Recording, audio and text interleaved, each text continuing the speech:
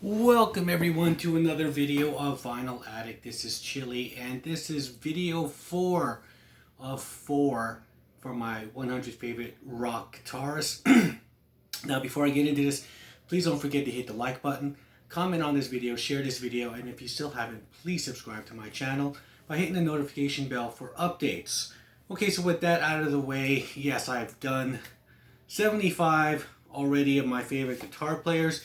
25 records in each video, because if I was to do one video with 100 records, that's 100 records to put away.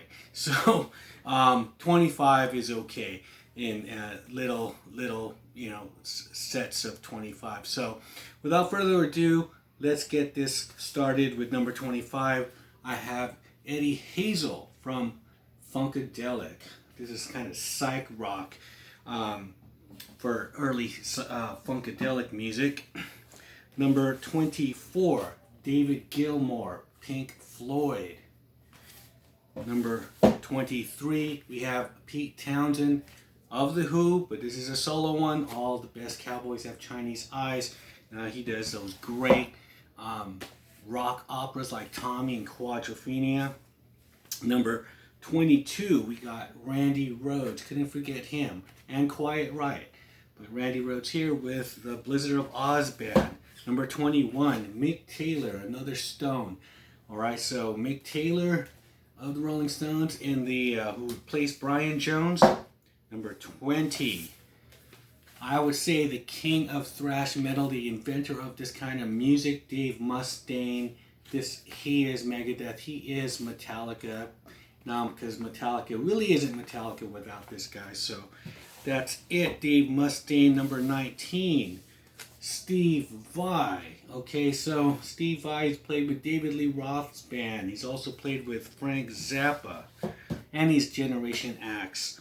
Okay, so now going into number 18, we have Rich Robinson of the Black Crowes. Now, the Black Crowes in the 90s sounded like a mixture of the band with the Allman Brothers and the early 70s Rolling Stones with Mick Taylor all in one, kind of keeping that kind of vibe going. So that's Rich Robinson. Number 17. Alright, this is Dave Navarro from Jane's Addiction. He had a little slight moment in One Hot Minute in Red Hot Chili Peppers, but this is when you bridge kind of Led Zeppelin and The Cure together, that's what you get. You get Dave Navarro. Now, number 16, you got Jeff Beck, former Yardbird, and just a great innovator on the guitar. Okay, and number 15, we're going down to the 15th now. We got Angus Young of AC/DC. Of course, Malcolm Young is very important as well, but he's got the trademark look, the schoolboy look, and he's kind of has that kind of Chuck Berry swag. They always just covered a lot of his songs, just like the Stones. Number 14, we got Eric Clapton. Okay, so Derek and the Dominoes, Blind Faith. He's been in a lot of bands. Cream. Okay, here he is. Number 14. Now, number 13. Of course, we couldn't leave out Frank Zappa. We were just talking about Steve Vai. He was in this band. Well, not Mothers, but this is one of his little groups. Okay, so number 12, Elliot Easton. He's also the Cars' guitarist. Really great guitar player. Number 11, Queen's Brian May. I mean, he sounds like there's two guitarists in that band sometimes. He has this weird, great kind of sound, very full. Now we're down to our top 10. Okay, so here we go. The Big 10. George Harrison from the Beatles, of course. There he is, the Grave Digger. Number 9, we have Zakk Wylde, Ozzy Osbourne, Black Sabbath, Black Label Society, Pride and Glory. He's just in a lot of things. This is a Zakk Wylde album, actually. Just acoustic album. He does some acoustic stuff. So coming in at number 8, Jimmy Page, okay, from Led Zeppelin, of course, and The Firm, and he's done great soundtracks like the Death Wish ones. Jimmy Page. Number 7, Tony Iommi of Black Sabbath. People go, well, I like Ozzy Sabbath. No, Dio Sabbath. No, well, Sabbath is just Iommi. No matter who the singer is, it's this guy.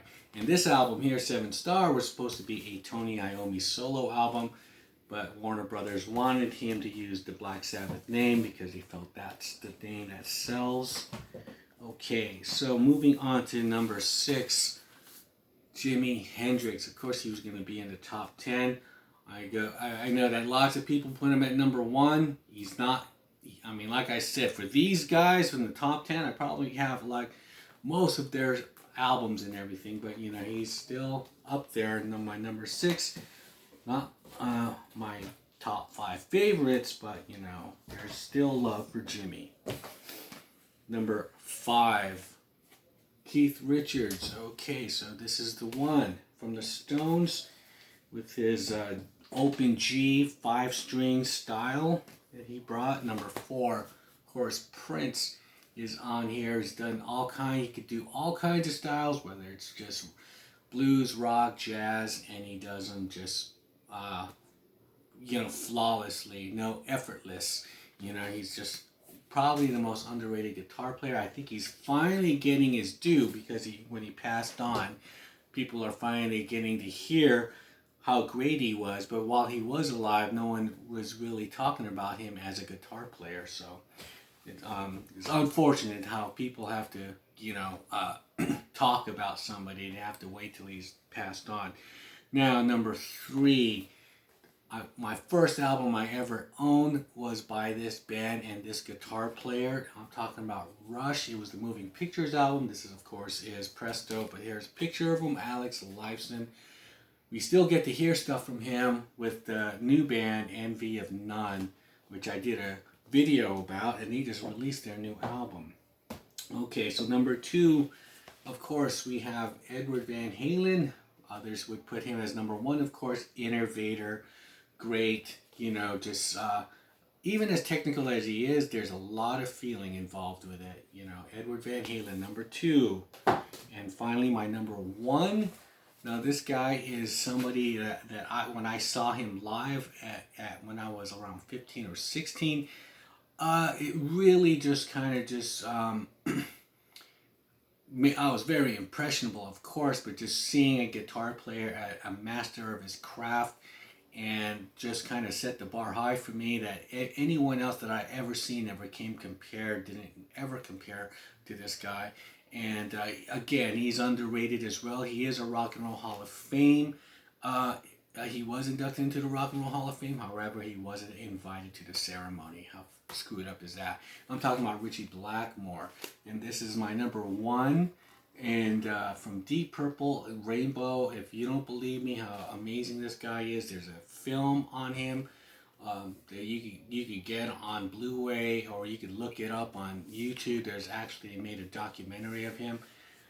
Nice film, and they actually, have a lot of these guys on here. Steve Vai, just Gene Simmons, even just talking about how great this guy is, and he's underrated.